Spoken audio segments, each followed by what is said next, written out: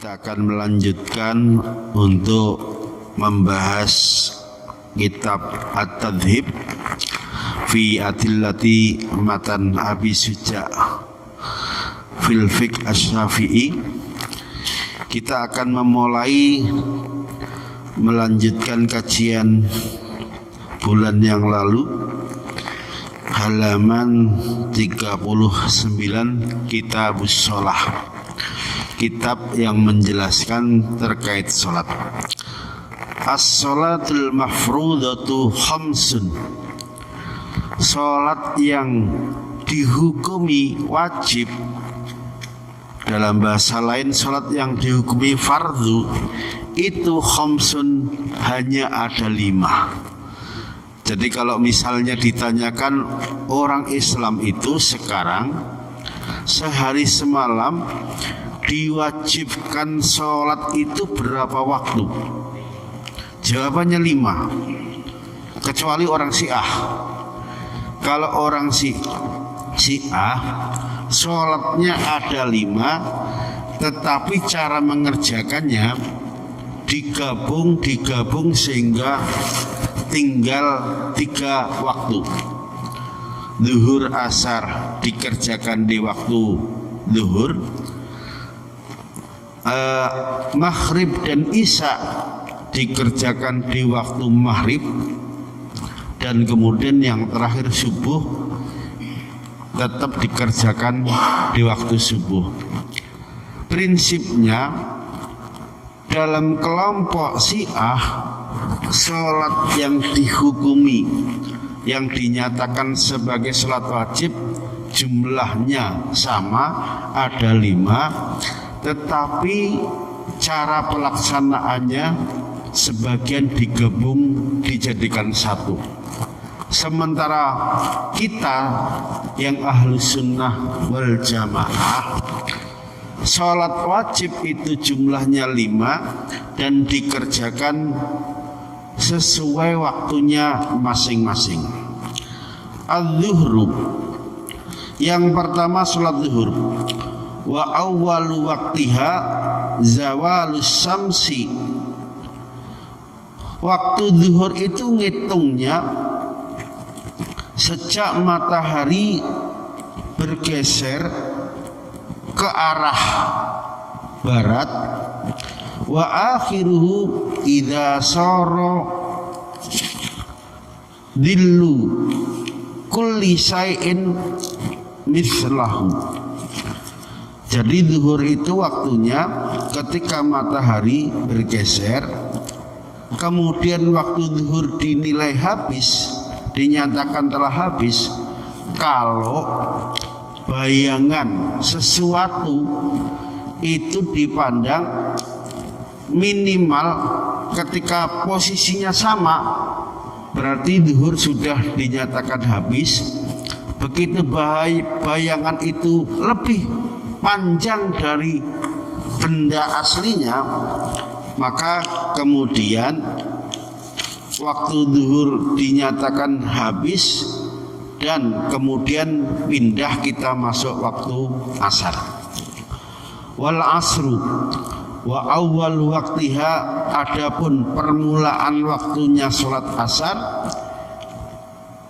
itu az-ziyadatu ala dhillil misli. Ketika kita naruh benda, kemudian bayangan dari benda ini ternyata lebih panjang dari bendanya, maka permulaan asar sudah bisa ditetapkan. Wa akhiruhu fil ikhtiyar ila dhillil mislaini. Begitu ketika bayangan dari benda yang kita taruh posisinya sudah habis, bayangan itu tidak ada, matahari dalam posisi sudah tidak terlihat, maka waktu asar dinyatakan telah selesai. Jadi seperti itu. Jadi ketika wafil jawazi ila hurubis samsi, waktu asar dinyatakan telah habis ketika posisi matahari sudah lagi tidak kelihatan. Wal maghribu, adapun waktunya sholat maghrib, wa waktuha wahidun, ternyata seluruh ulama sepakat waktu maghrib itu tunggal, hanya satu. Wa huwa ghurubus syamsi, asal matahari tidak lagi kelihatan karena sudah tenggelam, berarti sudah gak kelihatan. Wa miqdaru ma yu'adduna wa yatawadda, kurang lebih waktu maghrib itu dipandang cukup sekedar untuk melakukan wudhu, wa yasturu al-aurata, kemudian waktu itu cukup digunakan untuk nutup aurat, wa yuqimus sholata, dan waktu maghrib itu kira-kira cukup pertama tadi wudhu, dua pakai baju nutup aurat, yang ketiga mengerjakan sholat maghrib itu sendiri. Wa yusalliya khamsa raka'atin, kurang lebih cukup untuk mengerjakan waktu sholat kalau antara sholat qobliyah yang isinya 2 rakaat digabung dengan sholat maghrib yang menjadi kewajiban sebanyak 3 rakaat, 2 rakaat tambah 3 rakaat kurang lebih menjadi 5 rakaat, itu dikerjakan dengan sempurna, waktunya cukup, maka kurang lebih ukuran waktu maghrib itu hanya itu.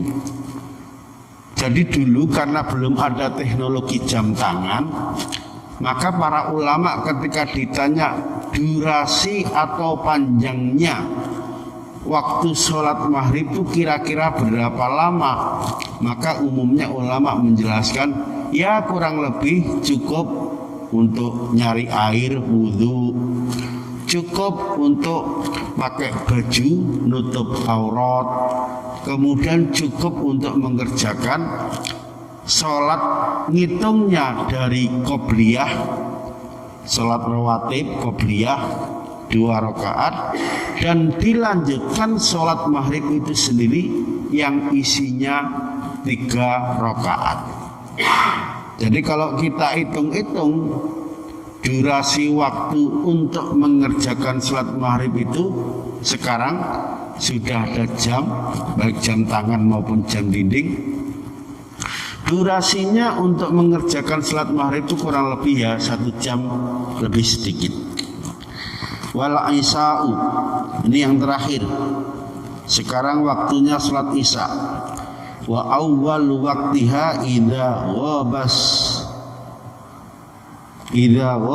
samsu al ahmaru, idza ghabas syafaqul ahmaru. Jadi waktu isya ngitungnya permulaannya adalah ketika warna mega kemerah-merahan itu ternyata sudah tidak kelihatan lagi. Jadi kalau kita lihat posisi matahari yang berada di bagian barat, warna merah-merah yang terlihat itu ternyata sudah nggak kelihatan lagi, berarti posisi mataharinya makin bawah. Maka ulama umumnya menyatakan itu menjadi pertanda waktu sholat maghrib habis dan waktu isya dimulai. Wa akhiruhu fil ikhtiyar ila sulusul laili wa fil jawas ila tulu'i al-fajri as-sani. Jadi dalam keadaan situasinya normal, kurang lebih ketemu sepertiga malam, maka waktu isya dipandang sudah habis.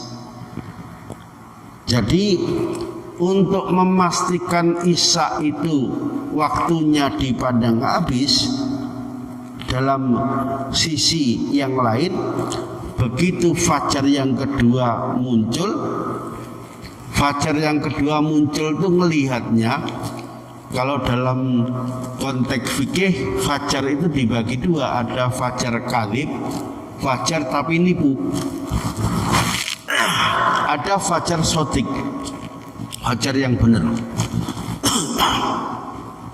Jadi cara ngitung waktu isya itu sudah masuk ketika posisi warna merah yang ada di bagian barat itu sudah habis, terus berlanjut kurang lebih pada saat kita melihat fajar yang kedua sudah muncul. Fajar yang kedua itu melihatnya posisinya dia tidak tegak lurus, tetapi memanjang dari kanan ke kiri. Nah, kok itu sudah muncul di sebelah timur, maka waktu isya habis dan berarti waktu sholat subuh masuk. Jadi sholat subuh itu cara memulainya adalah ketika muncul warna merah di bagian timur yang penampakannya dia tidak garis lurus dari bawah ke atas, tetapi penampakannya dia memanjang dari kanan ke arah kiri. Kok itu kelihatan, berarti waktu isya habis dan pindah kita memasuki waktu subuh. Jadi waktu subuh itu seringkali diistilahkan dengan terlihatnya fajar yang kedua atau fajar sodik. Jadi seperti itu. Wasubhu wa awwal waqtiha tulu'ul fajri asani. Cara ngitung waktu subuh itu melihat posisi fajar yang kedua sudah muncul, sudah kelihatan. Begitu waktu fajarnya sudah habis, maka waktu subuh dinyatakan selesai. Wa fil jawazi ila tulu'is syamsi, ketika matahari terbit dari ufuk timur. Jadi 5 macam pelaksanaan sholat wajib yang tadi dijelaskan, ternyata patokannya melihat posisi matahari.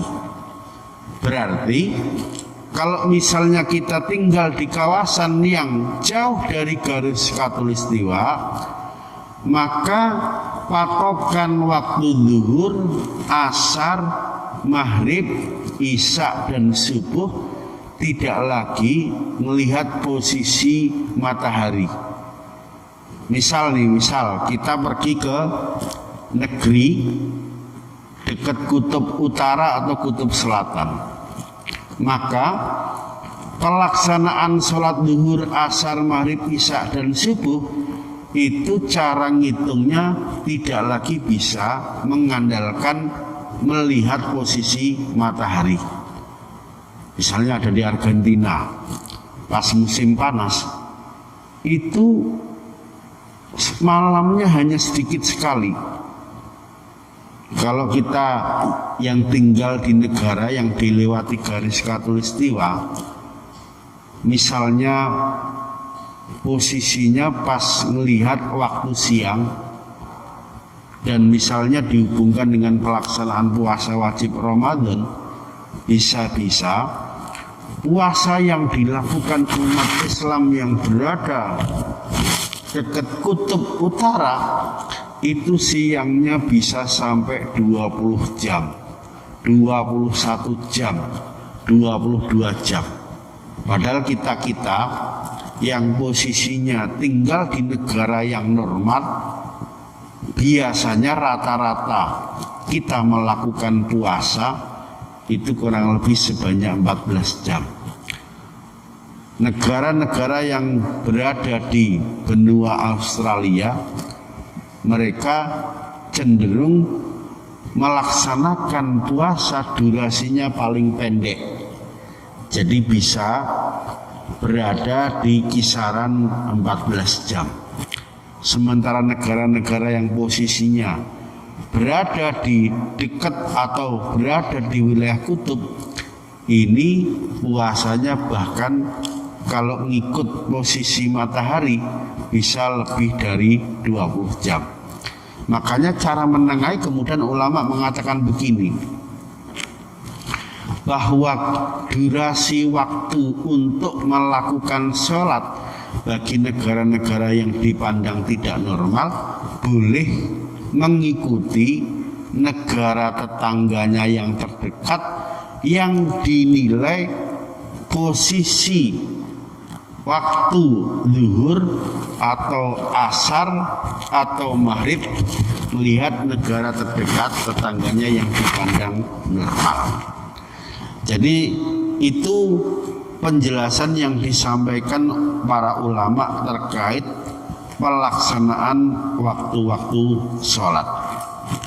Faslun wasara itu wujubus sholati salah satu asya. Baik, sebelum ke pindah ke bab ini ada pertanyaan terkait waktu-waktu sholat zuhur, asar, maghrib, isya dan subuh. Ada pertanyaan? Ya.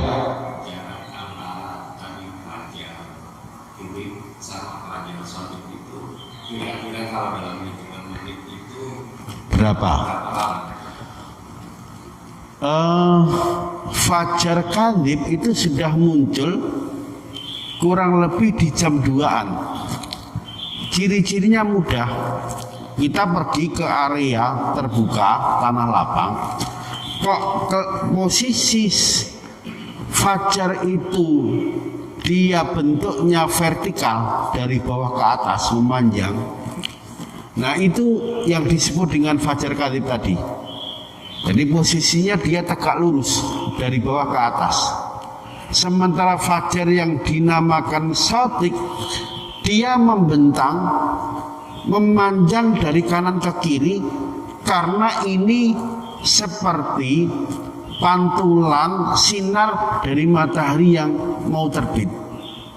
Jadi kelihatannya tidak dari bawah ke atas memanjang begini, tapi fajar shadiq itu posisinya memanjang dari kiri ke kanan atau dari kanan ke kiri, yang menandakan sebentar lagi matahari ini akan nongol, akan terbit.